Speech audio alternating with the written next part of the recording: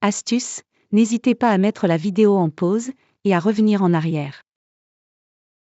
La stèle C89 appartient à Yuni, personnage de haut rang cumulant les fonctions de scribe royal, de prêtre-lecteur et d'intendant. Conservée aujourd'hui au musée du Louvre, cette stèle s'inscrit dans la tradition des monuments privés à vocation funéraire et mémorielle, destinés à assurer la survie du nom et du culte du défunt. Il s'agit d'une stèle votive et funéraire en pierre, organisée selon une composition hiérarchisée typique.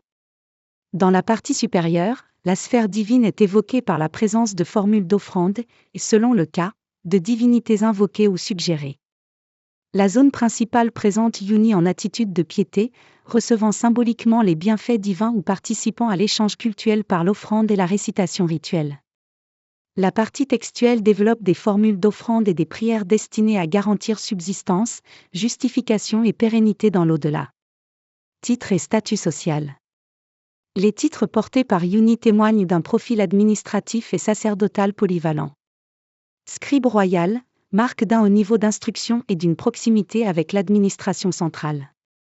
Prêtre-lecteur, spécialiste de la parole rituelle efficace, chargé de la récitation des textes sacrés et funéraires, rôle essentiel dans les cultes et les rites de passage.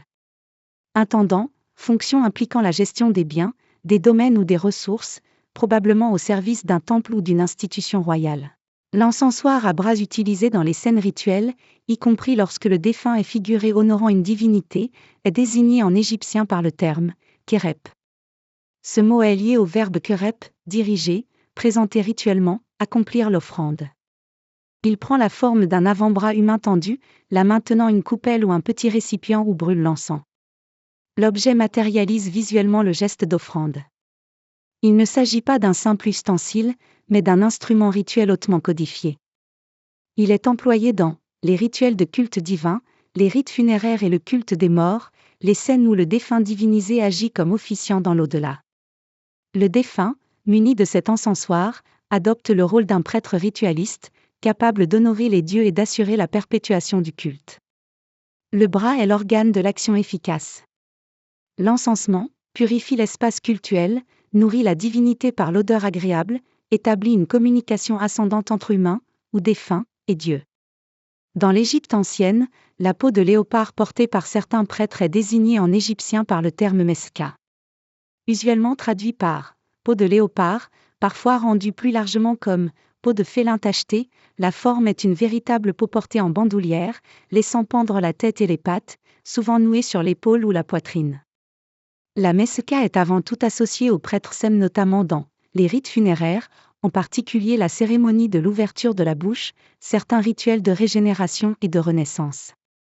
Le léopard est un animal lié à la puissance chaotique maîtrisée, à la magie efficace, à la transgression rituelle des limites entre monde des vivants et monde des morts.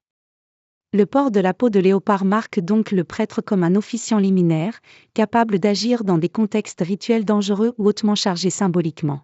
Pour réaliser cette vidéo, j'ai utilisé le dictionnaire des hiéroglyphes d'Yvonne Bonamy, l'outil Vega, vocabulaire de l'égyptien ancien. Les illustrations proviennent de Wikipédia. ChatGPT a aussi été utilisé. Et, bien entendu, l'éditeur hiéroglyphique G-Sesh.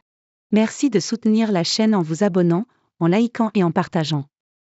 Cela aide et encourage à continuer.